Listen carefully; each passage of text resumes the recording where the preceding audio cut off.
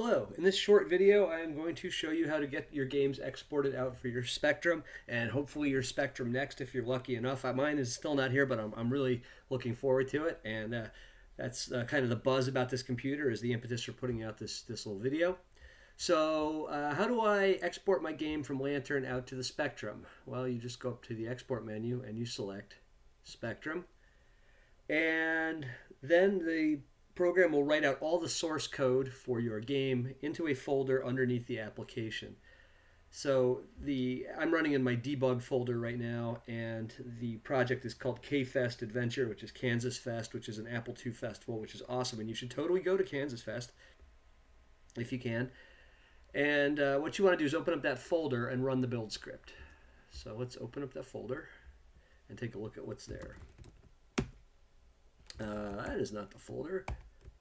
K-Fest Adventure Spectrum. There we go. So there's all the code, and we should have a build script. So you should just be able to type build.sh, and let's more that thing first. Let's take a look at what's in that script. There's not much to it. So it uses Z80 Assemb as the assembler. That's compliments of Matthew Reed. Thank you, Matthew. Your assembler is really amazing. Everything Z80 in this little tool is running thanks to Z80 Assemb. All the TRS-80, CPM, and Spectrum. So super cool. A great assembler. And we also need MCTRD, which should be in the bin folder. And that's it.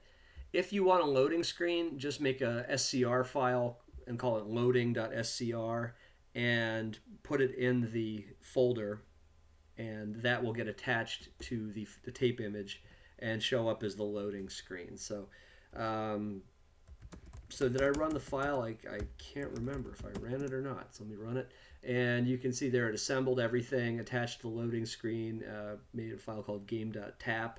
And now let me go over to Spectaculator and open up that tape. There it is, K-Fest Adventure Spectrum. And load it.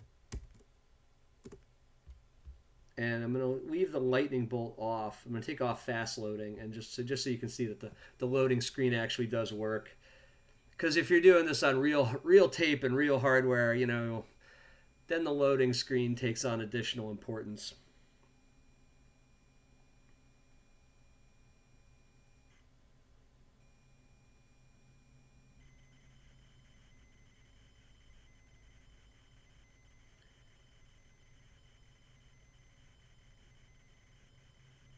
All right, and there you can see there's the loading screen. There's all the people at Kansas Fest making the shape of an Apple II, or the square brackets that you see when you boot up an Apple II, and well, an unenhanced Apple II. And then now that you can see that it works, let's just hit the lightning bolt. There you go. Okay, and here's the game. Right, look. There we go. Hint. No, I don't want a hint. Examine me. You are sporting a stylish blue K-Fest 2018 shirt, a blue lanyard, because you definitely want your picture taken. There we go. All right, so there's some little dots on the screen. I gotta track those down. Those are new. So, but there's your adventure, and now you can go adventuring and do adventure game things.